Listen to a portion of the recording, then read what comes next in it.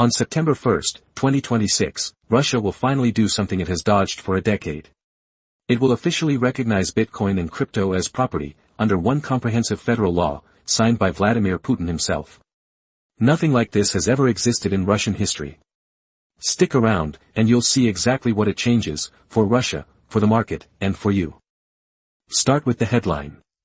The new law takes effect September 1, 2026, and puts crypto under the direct oversight of Russia's central bank.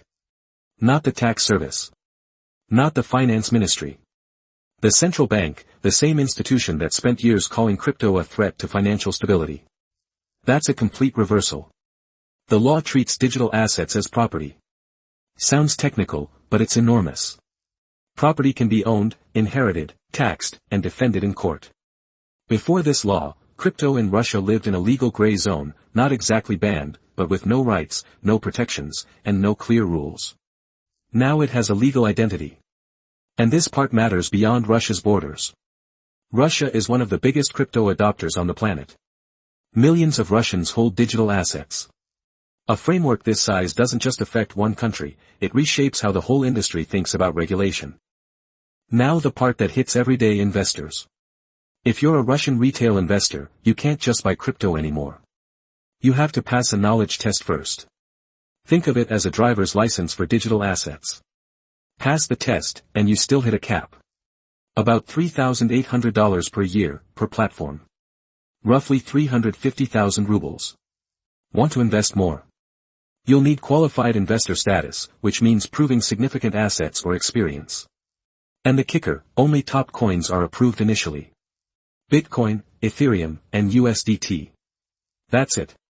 No altcoins, no memecoins, no experimental tokens. The central bank starts with the safest, most established assets, everything else waits. Why the test? Investor protection, officially. Russia has watched wave after wave of retail money vanish in crypto scams and volatile assets. The test is meant to make sure people understand what they're buying. Whether it actually works, that's another question. This is where the law gets genuinely interesting. Russia is building a licensed exchange system. Exchanges, depositories, and custody providers all need central bank licenses.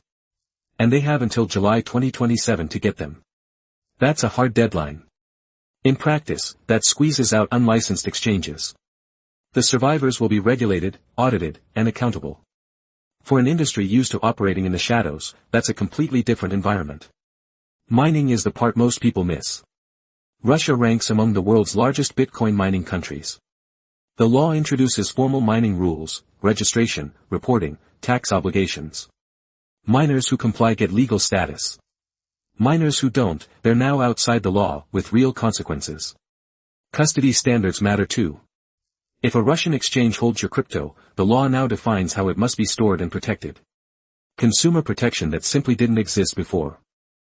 Now the contradiction confusing everyone. Domestic payments in crypto? Still banned. You cannot buy a coffee, pay rent, or settle a contract in Bitcoin inside Russia. The ruble stays the only legal tender for domestic transactions. Cross-border use, though. Freer. And that's deliberate. Sanctions have cut Russia off from much of the global financial system. Crypto offers a way to move money across borders without traditional banking rails. The law opens that door, carefully, and under central bank supervision.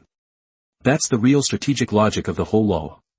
Domestic payments stay banned to protect the ruble and the banking system. Cross-border crypto gets room to breathe because Russia needs alternative payment channels.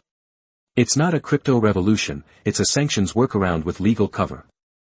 Now compare the United States. The Digital Asset Market Clarity Act, the closest thing America has to a comprehensive crypto law, is stalled in the Senate. Stalled. Russia just passed a complete framework in one stroke. Think about the irony. The country that spent years threatening to ban crypto entirely now has clearer rules than the world's largest economy.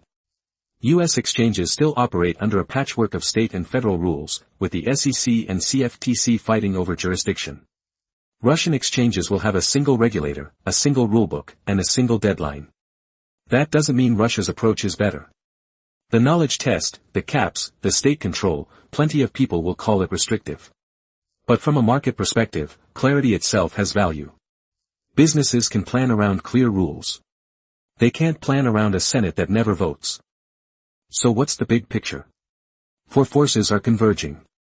Central bank oversight. Retail investor caps.